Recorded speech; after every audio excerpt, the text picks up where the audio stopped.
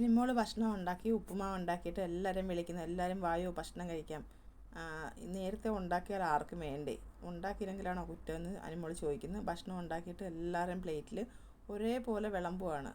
ഇതൊക്കെയാണ് അനിമോളുടെ സന്തോഷം. ആരെല്ലാം എന്തെല്ലാം കുറ്റം പറഞ്ഞാലും ഇതൊക്കെ കണ്ട് പഠിക്കും കുറ്റം പറയുന്നവർ. അവിടെ ആർക്കും ഭക്ഷണം ഉണ്ടാക്കാൻ അറിയത്തില്ല, അനിമോൾക്ക് ഭക്ഷണം ഉണ്ടാക്കാൻ അറിയുകയും ചെയ്യാം. അനിമോൾ അത് വൃത്തിയായിട്ട് ഉണ്ടാക്കി എല്ലാ പ്ലേറ്റിലും ഒരുപോലെ വിളമ്പണം. ആ വിളമ്പാൻ നേരം ആരെങ്കിലും വന്ന് ഇടയ്ക്ക് എന്തെങ്കിലും ഒരു പ്രശ്നം ഉണ്ടാക്കുമ്പോഴാണ് അവിടെ വഴക്ക് കിടക്കുന്നത്. അന്ന് ഇതേണക്കായിരുന്നു മട്ടൻ ബിരിയാണി വിളമ്പിയപ്പോഴും ഇതേപോലെ ഇടയിൽ കൂടെ കൈയിട്ട് വാരലും മട്ടൻ എടുക്കലും വന്നപ്പോഴാണ് ഒരു വലിയ വഴക്ക് അവിടെ നടന്നത്.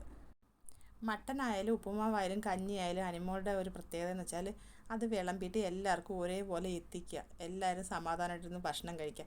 ഇതാണ് അനിമോളുടെ ലക്ഷ്യം. അല്ലാതെ അനിമോൾ അത് അവർക്ക് കൂടുതൽ കൊടുത്ത് ഇവർക്ക് കൂടുതൽ കൊടുത്ത് അത് കുറച്ച് കൊടുക്കാൻ വേണ്ടിയാണ് അങ്ങനെ ചെയ്തത്, അതൊന്നുമല്ല. ആ മട്ടനുള്ള അതേ ഇമ്പോർട്ടൻ്റ് ആ ഉപ്പുമാവിനും അനിമോൾ കൊടുക്കുന്നെന്നുള്ളതാണ്.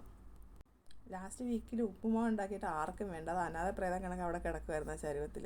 ഇപ്പം ചരുവം കാലിയായി. അതിൻ്റെ അകത്ത് ബാക്കി ഉപ്പുമാവുമായിട്ട് സാബുമോൻ പോയി ഹാളിൽ ചരുവത്തോടെ പോയി ഉപ്പുമാവ് കഴിക്കുന്നുണ്ട്. എല്ലാവർക്കും വിളമ്പി വെച്ചിട്ട് അനിമോളുടെ പങ്കും എടുത്തുകൊണ്ട് വരുന്നുണ്ട്. എല്ലാവരുടെയും കൂടെ ഇരുന്ന് കഴിക്കാനായിട്ട്. നിവിനും അക്ബറും ആദിലും നൂറയൊന്നും വന്നിട്ടില്ല. ആദിൽ വിളമ്പാൻ നേരം അടുത്ത് നിൽപ്പുണ്ടായിരുന്നു. ഇപ്പം ഇവരാണ് കഴിക്കാൻ വന്നത്. സാബുമോന്, ഷാനവാസ്, അനിമോള്, അനീഷ് ഓപ്പോസിറ്റ് സൈഡിലിരുന്ന് കഴിക്കുന്നുണ്ട് കേട്ടോ. എത്ര സന്തോഷകരമായിട്ടൊരു ദിവസം രാവിലെ നീങ്ങി. ഈ ഇതേണക്ക് വിളമ്പമ്മ ശല്യം ചെയ്യാതിരുന്ന ഒരു പ്രശ്നം അവിടെ ഉണ്ടാകത്തില്ല. ഈ വിളമ്പമ്മ ശല്യം ചെയ്യുമ്പോഴാണ് അവിടെ ഒരു വലിയ വഴക്കും ബഹളവും ഉണ്ടാകുന്നത്.